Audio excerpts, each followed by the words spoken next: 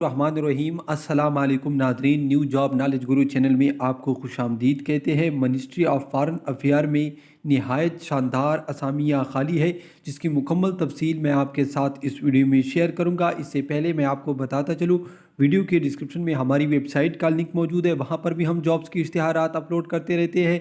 इसके अलावा अगर आपको किसी भी इदारे का ओरिजिनल पुराना हलशुदा टेस्ट चाहिए तो सिंपली आप हमारे चैनल के प्ले लिस्ट में या वीडियो के डिस्क्रिप्शन में भी आपको इसके लिंक मिल जाएंगे। तो आप चलते हैं बाकायदा असामियों की तरफ। ये आप देख रहे हैं, ये है NOC, ठीक है नादरीन, जो कि यहाँ पर आप डेट देख सकते हैं 28 सितंबर 2021 को हुई है।